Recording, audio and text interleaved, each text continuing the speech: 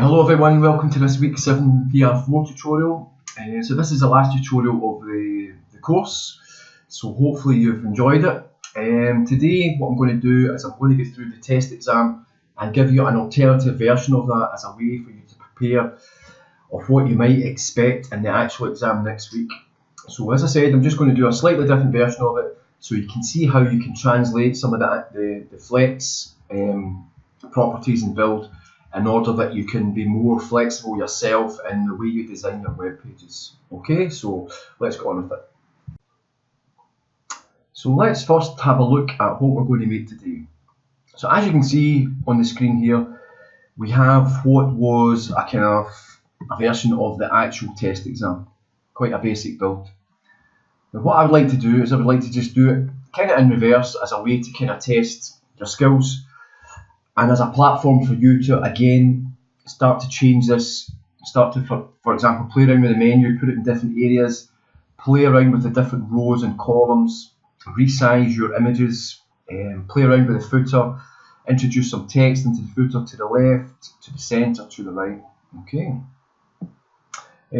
It's also worthwhile to look back at some of the videos that we've done. Most of the things, or pretty much all the things we're going to do in the exam, are covered in the design and the build of all the previous tutorials. The only really thing that's different is we're working with some images. And all you have to remember there, instead of working with background colour, you just insert background image and you can resize that accordingly. So this part here is quite interesting. Most of what we do in the exam is based upon these flex properties, as you can see. Alright, so if you look at that and you look at this here, it's kind of following the same steps, right? So the first things first, I've already set up my HTML and my CSS. I've already mapped it in my site directory. So this one's called Test Exam version 2. And inside that, I've got also my Test Exam version 2 CSS. As you can see, I've been working on a few other files as well, a few other training things, so just ignore that. And I also have all the images that I need. So when you do your exam, make sure you copy all your images into this image folder here so that you can use them, and don't drag and drop them in case you delete them. Now we can just double check that everything's set up okay, so we can look in our sitemap here, we can check that the link is saved. We'll give this a title of Test Exam. Another thing I like to do when we start is just to give the space inside the body, like so, to see where we're working. Type in test, and we can see that that's now responding in what would be our browser. Okay, so what we'll next do is we'll start to make the background image that covers the page. We'll put our header in. Inside the header we have a logo and we have a navigation bar. So let's now do that. So let's now start with the background image. So the background image will cover your entire browser. The way that we do that is we start to work within the CSS. Now, as you know, you're allowed access to W3C schools in the exam. So this is a good way to show you how best to use that. Now, as normal, what we tend to do is just work within the body, like so, and we will create, for example, a background colour. Like this colour picker, and maybe choose something like that, and that covers our entire browser. Okay, so that's what we're used to be doing, but this time what we need to do is we're going to work with an image across the entire browser window. Now we need to add in a few extra properties here because images are a certain size, so we need to basically stretch them across the entire browser and make sure that they don't repeat. Okay, so to make use of W3C schools, you can go to, for example, this section here, full page image, okay, and just read through exactly how we do that. Now this is an interesting part here, so note to make sure that the image covers the whole screen, you must apply height 100% to both the HTML and the body. So when we're referencing the body tag, we need to also reference the entire HTML and give it a height of 100%. Okay, and then what we need to do is just call up our background image like so and give it these 3 extra properties here. Okay, so let's just start doing that just now. So we can simply copy and paste this here. Command C. Oh, I'll take that out, or we could just add the body in. Command V. Now that's just basically giving a property of a height 100%. So what we'll now do is we'll look for the background image, and this will be in our image folder. We'll go to URL there, browse, and main background image. Click OK, and close that, and you can see our image is appearing at a height of 100%.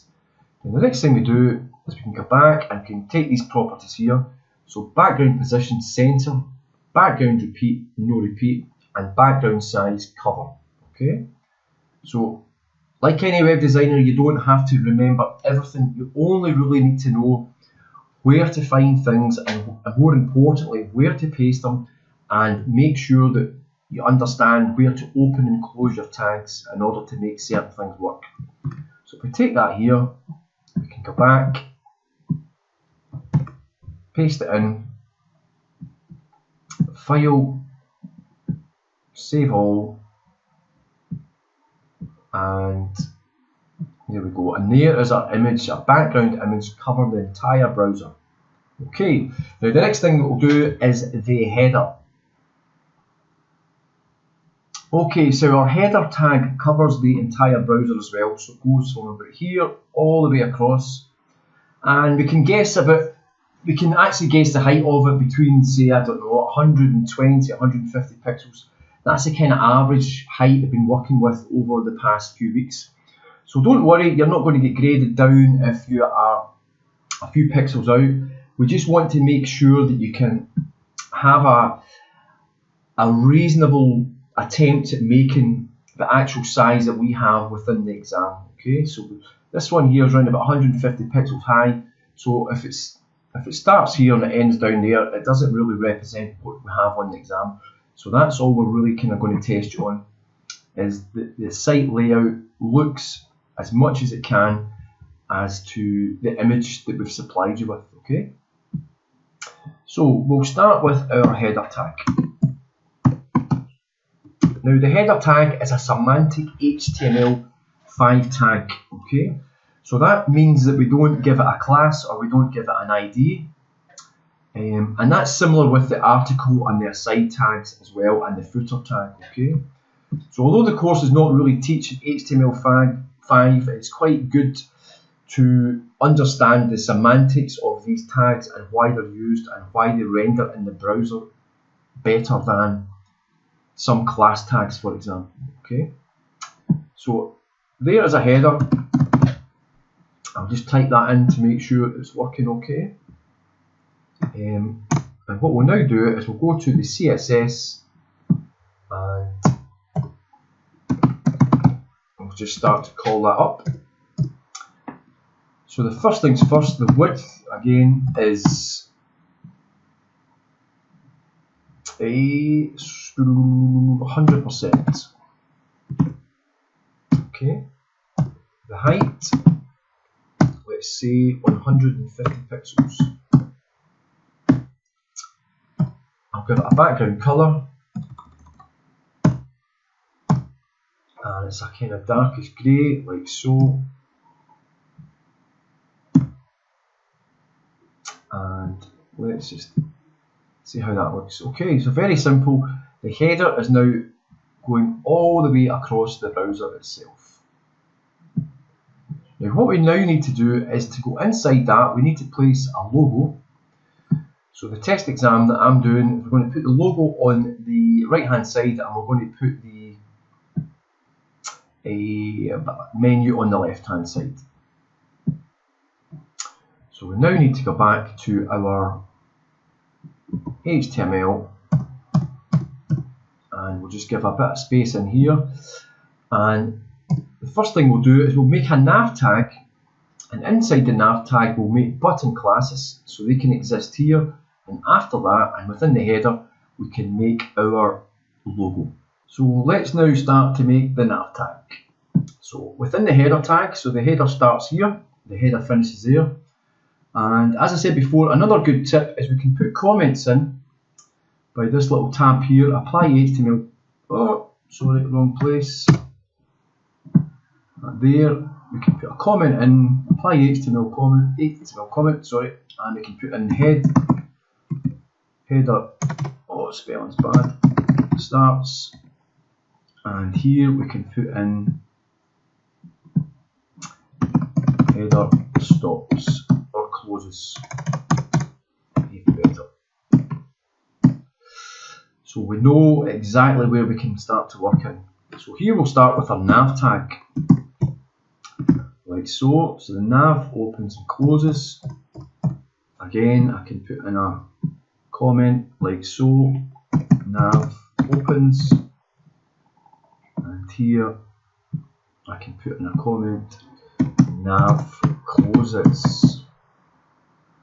So I now know that I start in here when I want to create my buttons. Okay, I can just write in test again, so that lets me know that the tags are working okay. And now what I need to do is I now need to go and make my button. So div class equals, and I'll call this button as usual, open the tag and close the tag. Because this is a class, we can reuse the properties that we assign it in the CSS. So if we call this one, for example, home, I can copy that and call this one, for example, design. Command C, Command V, and we can call this one, I don't know, portfolio, photography, for example. Okay. So now we need to start looking at how we organise all this, and we start using flex. But before we do that, what we'll do is we'll add in our logo. Okay. So if we look back to the test exam, we have our buttons like so, and we have a logo on the right hand side. So after the nav tag, still within the header, we need to create space for our logo. So the way we'll do that is we'll give it a div class equals logo, and within that we'll insert the image source like so, and then we can browse and we can find the image, and the image is a logo like so. Okay, and I can close that, but before I close it, what I can do is I'll give it a width equals 100 pixels, and I'll give it a height equals 100%. Okay, so the next step is we need to organise the layout of this menu and the logo itself. So let's now start to organise the menu and the logo. Now let's look at our code here. Now we have our nav, which opens here and it closes there. So if we apply flex to that, that means that this is the parent and these are the children of the parent here. Okay, so if I just type in here nav parent to buttons, and if we look further, we have the header that starts here and the header that closes here.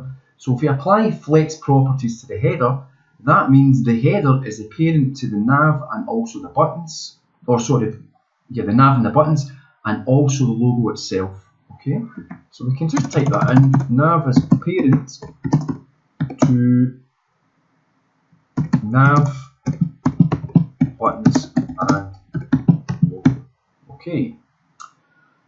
And we'll first start by applying some flex properties to the nav. So if we go to the CSS, we can firstly start to do that. So we can give it, first of all, display flex, and that means that our buttons will form in a row, which is the default properties of the flex. Okay. Now, what I'll do just now is I'll start to make the buttons look more like buttons. So because it's a class, you can just type in button, like so, dot button, and we can give it a width and a height, a background colour, a border, space between, etc.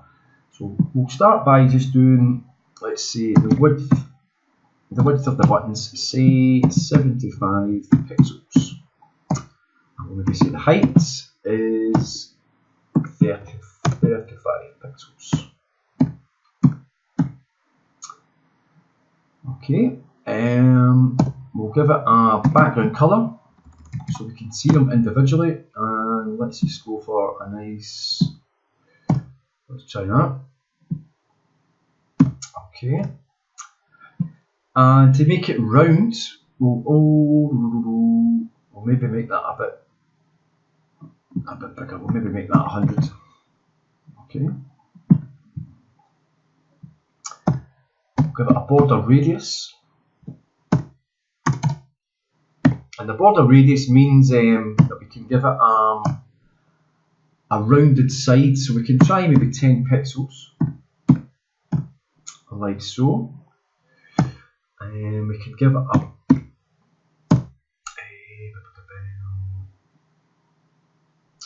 1 pixel solid border, like so. And what we need to do is we need to put some margins in between so that we can get space for the buttons to, sorry, in between the buttons. So we might, for example, say margin left, and we'll try, say, 25 pixels, like so. Now we can also give it a text align, center. We can also put a margin on the top to give us more space. Let's see, for example, 40 pixels, like that. And again, we can put some padding around it. So the padding works, we can give it 4 properties. We can give it margin top 10 pixels, to the right 20 pixels, to the bottom, say for example 5, and to the left 5 pixels. And that's a fairly nice looking button shape. Now, in order to make it interactive, we can give it a hover function. So dot button hover, and what we need to do here is just to give it a background colour. So when we roll into the button, we just give it a different colour, and not so that we know that the button is live. So we go here, and when we roll into the buttons, it should turn the blue colour, which it doesn't. So I'm going to check the code. I'm looking at the code here. I see I've spelt button wrong. I can go back there, file, save all, and go to live again.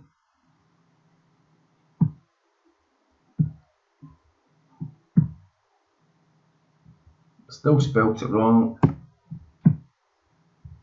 and there we go. Okay, so that shows you how careful we need to be there. I was just a little bit careless with the spelling. So just be careful in the exam, don't panic.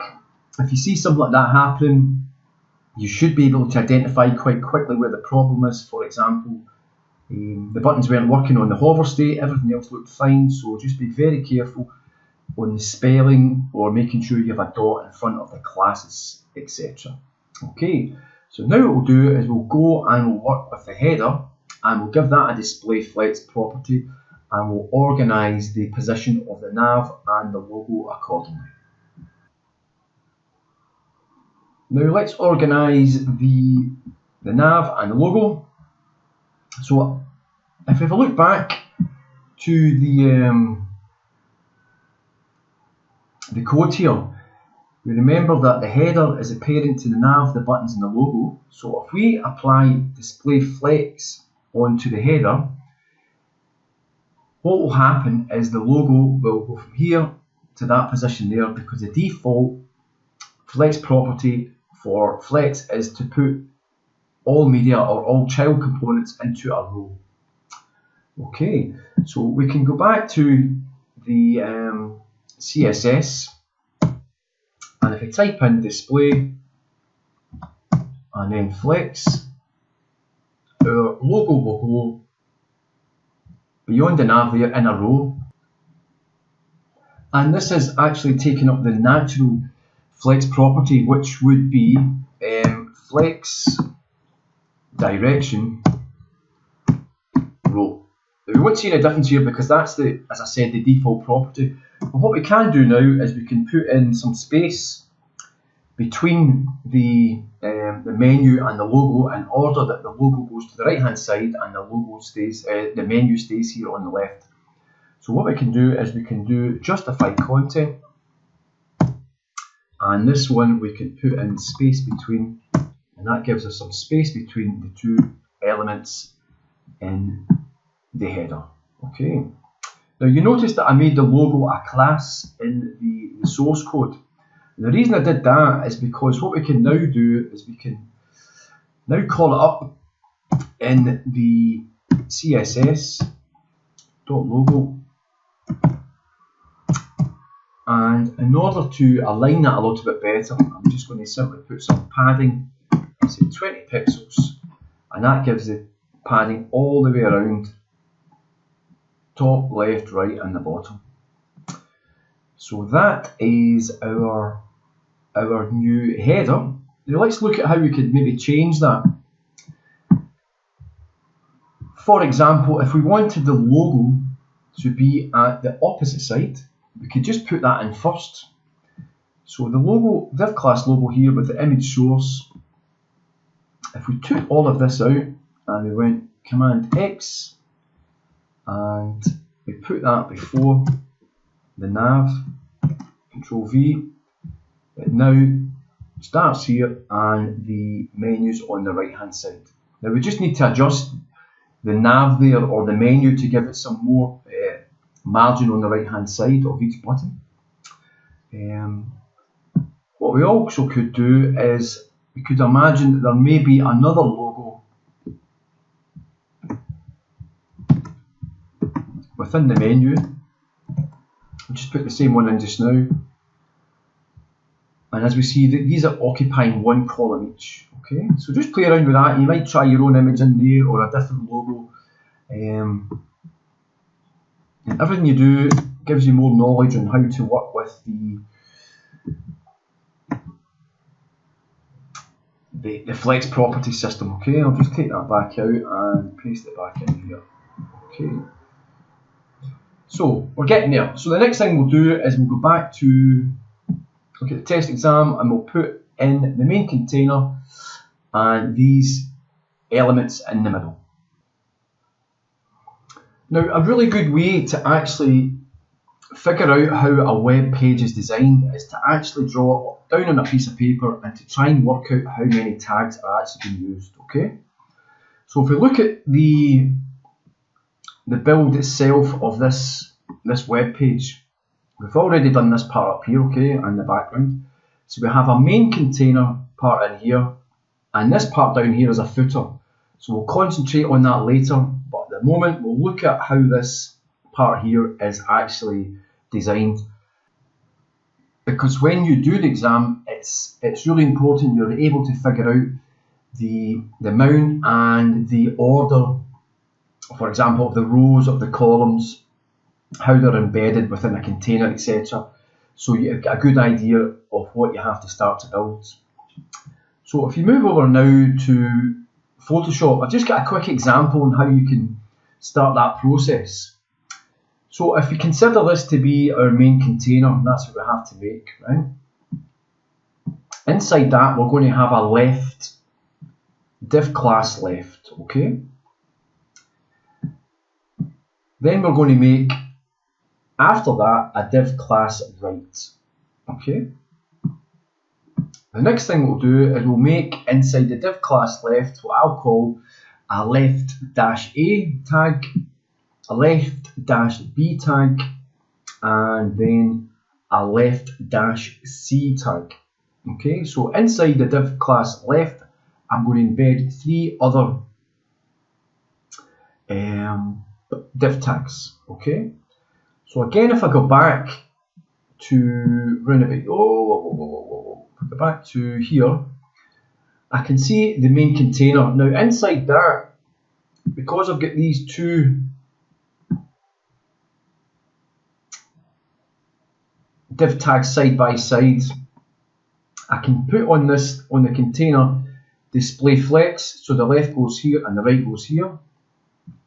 And then inside here, I can apply display flex direction column and order that these 1, 2, 3 go from top to bottom rather than left to right. And that's the same as what we're going to do in our div class right section here. Okay. If we move on further, the very bottom one looks something like this. Let's get back to Dreamweaver. So 1, 2, 3, 4. So inside this one, the div class left C will have a display flex direction row and space between, just like that. Okay, so that's a good way for you to kind of like look at a web design, a layout, and try and figure out what you'll need to do in order to actually build that. Now, as I said, most of, or pretty much all the different configurations you've already done before. For example, here, it's the exact same thing we're doing. As I said, the only difference is we're working with some now images and putting a few extra features on. Okay, so let's now do this in practice. Now, I've already started here, as you can see, with putting in a div class container. I've written in some text in order that we can actually see that space being used. Okay, because if we don't have any content in it, we can't actually see the physical representation in the browser. So if I just do that, it shows me that the container, div class container is working.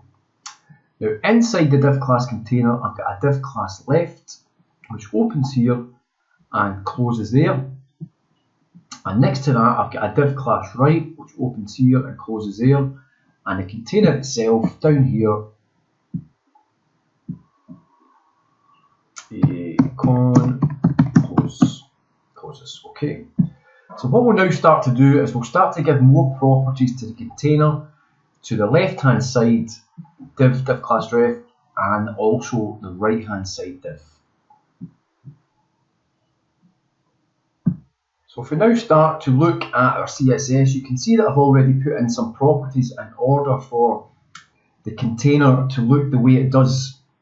Now what I've got here is a maximum width of 1000 pixels, a background colour of this off-white, margin left auto, margin right auto, and a margin top 50 pixels. So that just means it's 50 pixels away from the top of the navigation itself. Okay, so we'll now start to put in the properties for the left div tag and the right div tag. Now this is where things can get a little bit tricky when you are creating your div tags and there's no content in them, and you need to be very careful that you know where you're starting them and where you're finishing them. And a good way to do this, as I said, is to work with the comments. So what we'll do just now is we're in the left div tag here, and we need to make 3 div tags in order that we can accommodate this image, this text, and also these 4 icons here, like so, right? So what I'll do is I will make a div class equals left, we'll call this one A, close that.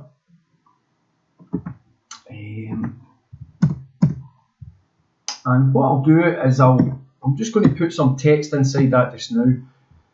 So I'll put that in a paragraph tag, and I'll take some lorem ipsum. Let me see, how much do we need? Try that. Command C, back in Dreamweaver, paste that in. And that's just quite nice to actually see some of the content actually working. Okay, then what we'll do is we'll do a div class equals a left dash B, and lastly we'll do a div class dash C. Oh, sorry. Div class equals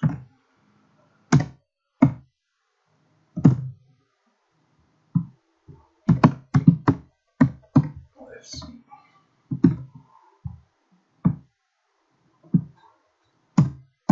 Okay, so we have some text in here just now, and what we'll do is we will put an image, the big image, into this one, and then we'll just change it about. So what I'll do here is image source, and I'll find that header image, click OK, goes up there, and what I'll do is I'll give it a width at the moment, and the width will be 100%, and then I'll give it a height,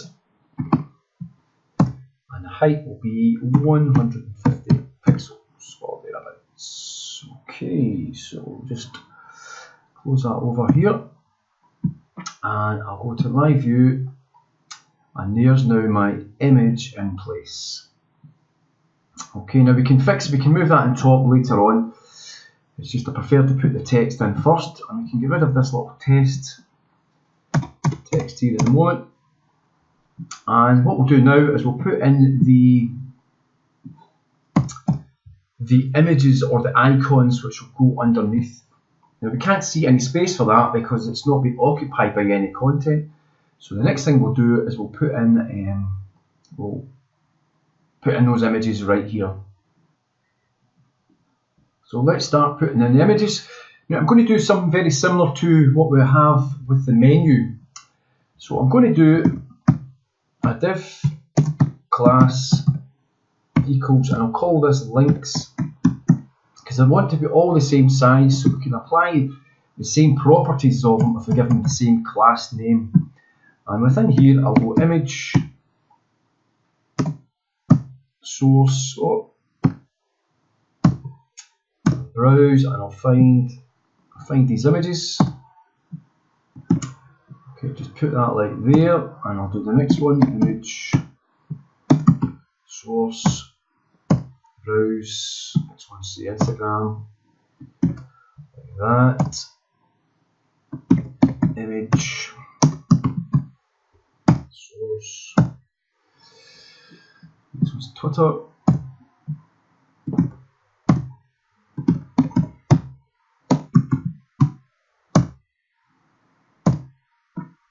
and the last one YouTube. Okay, so they are here somewhere, like that. Now, the next thing I'll do is I'll go back to my CSS and I'll apply properties to these in order to resize them.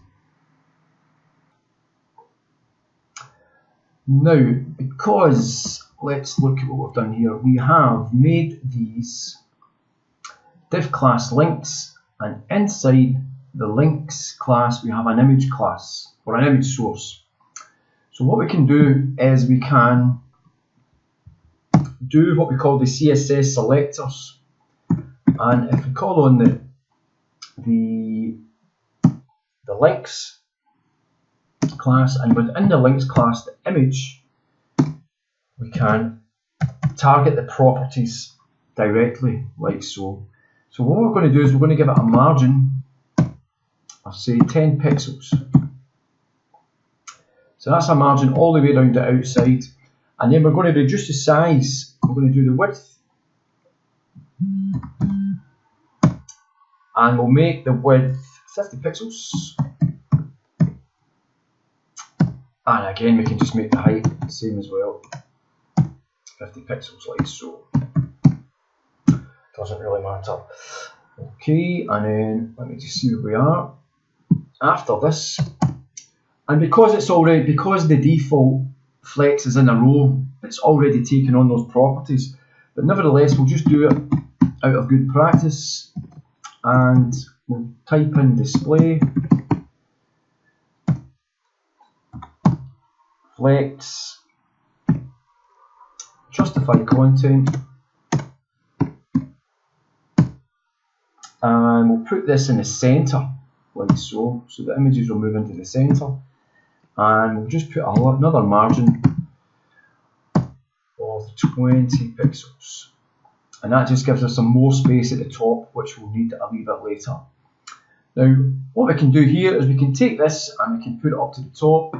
If you go back to the source code, we can just simply swap around the text. This one here, Command X, and that is going to be after the second one. Command V, go to live. Okay, so that's looking a bit more like what we have in our test exam. Now remember, what we're working with in here is we have a main container, and inside that we have a left div tag and a right div tag, but at the moment everything's taken up within the left div tag. So if we go back to the source code, and in the right div tag, if you just write in here test, let's see, we should see some space appearing. Okay, well that's now that there, but what we'll need to do is we need to apply the flex property on the main container in order that the test here starts occupying the right hand side, and we'll do that just now. So let's now start working within the second container. Now, but before we do that, we will apply the display flex property to the overall container in order that we can start occupying the space on the right hand side. Okay, so if we just go here and go display, and type in flex, we are now occupying the right hand side space instead of the space down below. So that's good, we're beginning to get organised. So now what we need to do is we need to start going back to our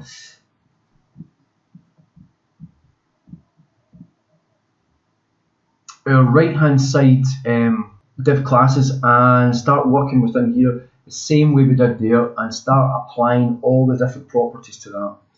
So if we have a look at the actual test exam itself, or the one that we're going to do, we've got 2 columns in there. So what we're going to do in here, we'll have a div class equals, and we'll call this one right dash A, and with that one we'll put the text in it. So what we can do just now, we can maybe just take that to be quick, and we can paste it in here, go to live, and we should see that. Yes, I can take this out because we don't need that. And after that, when div class right A closes, here we can type in a div class equals right, and this one will be B. And you could write right top and right bottom, etc. Doesn't really matter. So we're going to do the same thing as we did before here. We'll collect our image, we'll give it some properties, and we should see that appearing just below the text.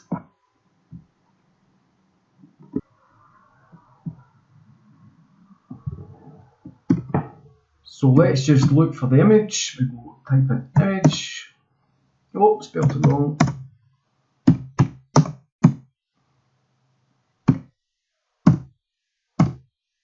And look for this one here. Click OK. And we'll give it a correct size. So we'll give it a width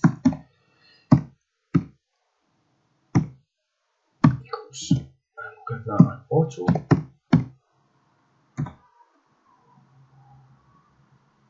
Oh. And also a height. Give that a height of say 200 pixels, like so. Okay, and we'll have a look to see what it is. Okay, so if we go to the live view and refresh it, we can see it's now there. Now, let's have a look at the sizes of the actual rows or columns themselves. So by default, the left and the right div tag are taking up one column.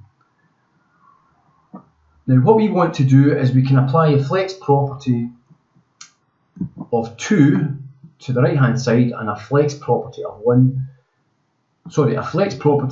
to the left hand side and a flex property of 1 to the right hand side, and that means this side will have 2 times more amount of space available than the right hand side. So let's just do that now. So if we go back into our CSS, what we need to do is we need to call it on the left hand div class left, like so. And we need to also call upon the right hand div class right, like so. And the properties we need to give it in here is, first of all, display and flex. And when we do this, things will look a bit strange because the way that we aligned it up, it already looks, it's already organized in columns. However, in order that the site is responsive, we need to apply the correct flex properties. And the correct property in this case is flex direction column. So we just type in flex direction column. That should make it look like the way we had it before. Okay, and as I said, that's important because it might look the same, but this way makes it responsive. Now we can change the size of the amount of columns that we actually give the left hand side here. So for example, well, we'll just set it to default 1 at the moment, so that's just going to take up 1 column. And we'll work upon the right hand side just now in order to see how that works. So we'll go and put the same properties on there. Display flex, again, looks a bit strange. We need to put in flex direction. This time it's column again. And we will give it 1 column also, like so. So that's back to the way it was. However, we want this side to be slightly bigger. So if we type in here 2, we'll give that 2 times the amount of space as this one here. And if we give that 3 times the amount of space, it'd make it even bigger. But what we want is to have, just about 2 times the amount of space. Now what we'll do is we'll organise these and apply some flex properties to them in order they are also the same size, and we'll put some paddings and margins.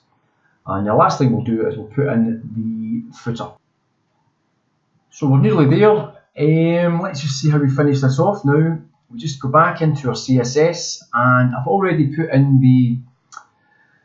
the properties for the dot left A or div class left A, div class left B, left C, right A and right B.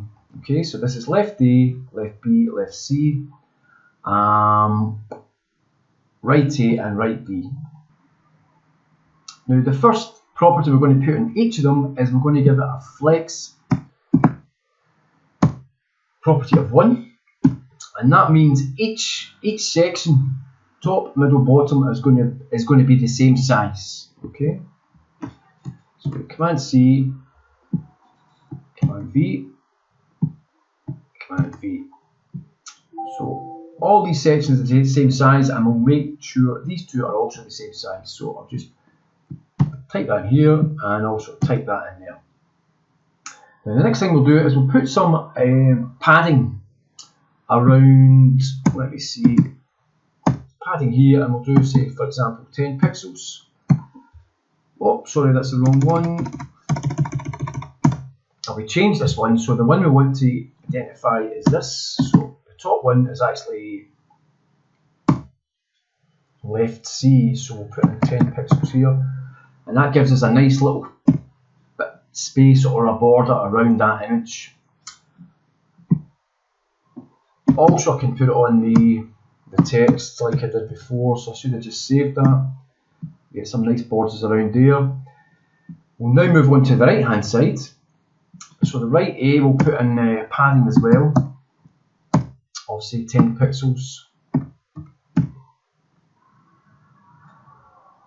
And what we'll do at the bottom for this one here is we will give it a margin instead of padding. So we could say margin auto. However, what we want is we want a little bit of space at the bottom. So the margin auto gives it left, right, or sorry, top, right, bottom, and left, all in the one. So if we can now go auto, and then say 10 pixels for the bottom, and then auto for the left, we get this nice space around it. Okay, so that's our page now looking neat and tidy. And the last thing we have to do is we need to make a footer tag down below our main container. So let's just do that now. Now, before we start, I just noticed that there was a small mistake here. This container shouldn't say container, it should say div, because it's a div class container, so the last tag should be div. So that was a small mistake, so I'm glad I noticed that. Now, what I'll do is I'm just going to put a simple footer tag in here. Different ways to do this, but I can let you figure out as well some of the more flexboxy ways to do this. But essentially what we want is just a kind of nice space at the bottom. Because it's a semantic tag, we can just give it, don't need to put a dot in front of it or a hashtag. I'm going to give it a max width, same as the size of the container itself. We'll give it a height of, say, 100 pixels. We'll margin left and margin right auto.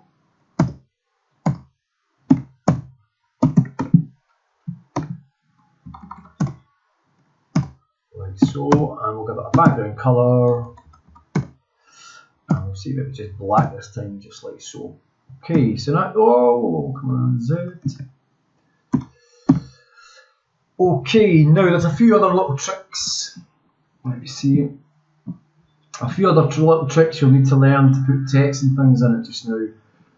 But there you have it. There is a nice version of one of the pre-exam. So I hope that helps you with your studying, and I hope you try it out, try different versions of it, and hopefully you enjoy it, and hopefully you enjoy the course itself, PR4. So that's the last time I see you for this course, and hopefully I'll see you next block in PR5. So I hope you've enjoyed it. I've had a really nice time working with you guys. It's been good fun, and you've all worked very hard, it has to be said.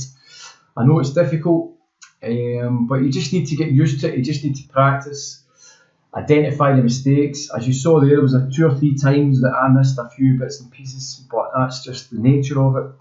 You've just got to spend time in front of a computer, research, do a bit of study, and hopefully you will find that you might quite like it. You might find you might end up getting a job in it.